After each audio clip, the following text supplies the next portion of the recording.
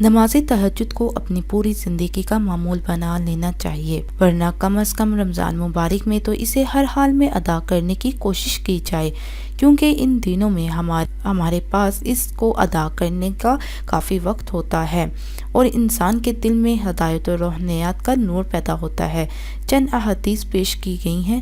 حضرت ابو زہرہ رضی اللہ تعالیٰ عنہ سے روایت ہے کہ حضرت صلی اللہ علیہ وسلم نے ارشاد فرمایا، افضل الصلاۃ بعد الفریضۃ صلاۃ اللیل، فرض نمازوں کے بعد سب سے افضل نماز تہجد کی نماز ہے۔ حضرت علی المرتضیٰ سے مروی ہے، رسول صلی اللہ علیہ وسلم نے فرمایا کہ جنت میں ایسے بلاخانے ہیں جن کا اندرونی حصہ باہر سے اور بیرونی حصہ اندر سے نظر آتا ہے۔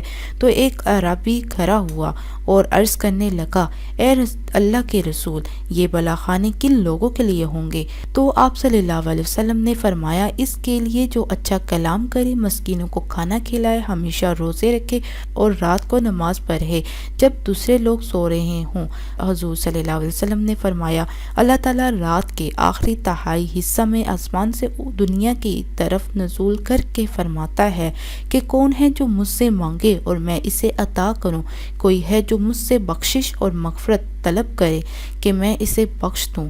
ایک اور حدیث مبارکہ میں ہے، اللہ تعالیٰ رات کے آخری حصہ میں بندے سے زیادہ قریب ہوتا ہے، بس اگر ہو سکے تو تم ان بندوں سے ہو جاؤ جو اس مبارک وقت میں اللہ کو یاد کرتے ہیں۔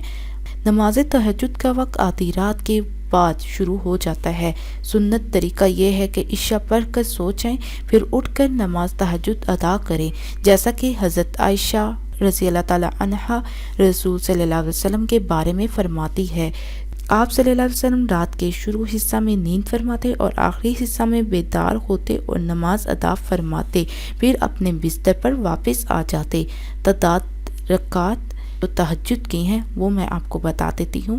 آپ صلی اللہ علیہ وسلم کی عادت مبارکہ تہجد کی رکعات کے بارے میں مختلف تھی، 4، 6، 8، 10 رکعات تک بھی منقول ہے، یعنی کہ آپ 4، 6، 8، 10 رکعات بھی تہجد کی نماز میں ادا کر سکتے ہیں۔ یہ تھی آج کی چھوٹی سی میری ویڈیو۔ اس ویڈیو کو لائک، شیئر اور سبسکرائب کریں، اور اگر آپ کا کوئی بھی سوال ہے تو سوال آپ کومنٹس کے ذریعے کر سکتے ہیں۔ اللہ حافظ، دعا میں یاد رکھنا نہ بھولیے گا۔